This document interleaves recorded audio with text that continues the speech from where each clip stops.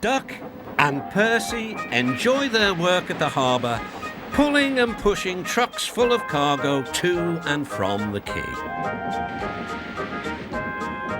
But one morning, the engines were exhausted. The harbour was busier than ever.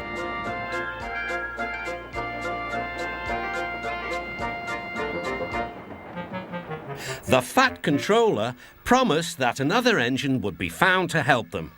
"Huh, it's about time," said Percy. "I ache so much I can hardly get my wheels to move," agreed Duck. They waited for the engine to arrive. It came as a shock when he did. "Good morning," squirmed Diesel in his oily voice. The two engines had not worked with Diesel for a long time.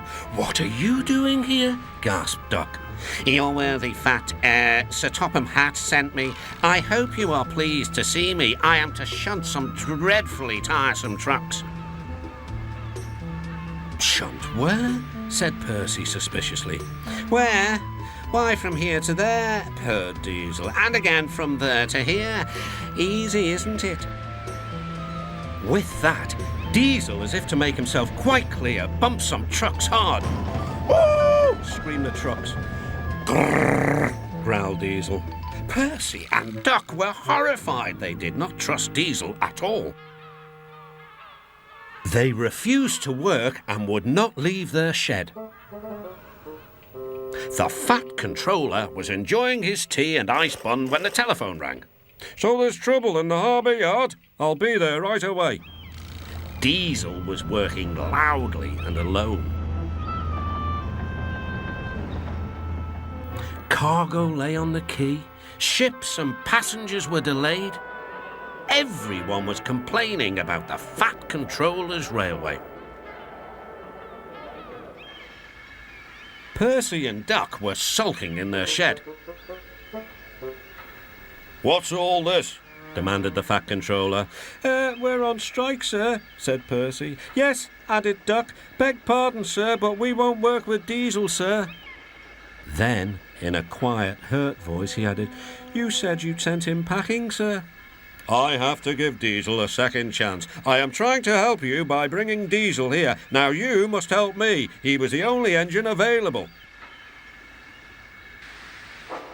Percy and Duck went sadly back to work. Next morning, things were no better. Diesel's driver had not put his brakes on properly, and Diesel started to move. He went bump straight into Percy. Percy had an awful fright. "Wake up there, Percy," scowled Diesel. "You have work to do." He didn't even say he was sorry to Percy. Later, Diesel bumped the truck so hard that the loads went everywhere. "What will the Fat Controller say?" gasped Percy. "He won't like it," said Duck. "So who's going to tell him, I wonder?" said Diesel. "Two little goody-goody telltales like you, I suppose." Percy and Duck did not want to be telltales, so they said nothing.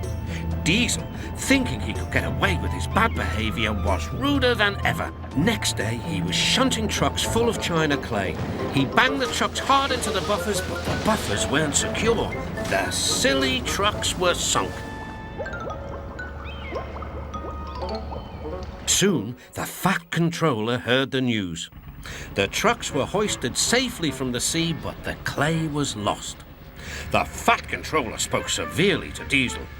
"Things worked much better here before you arrived. I shall not be inviting you back. Now, Duck and Percy, I hope you won't mind having to handle the work by yourselves again." "Oh, no, sir. Yes, please, sir," replied the engines. Whistling cheerfully, they puffed back to work, while Diesel sulked slowly away.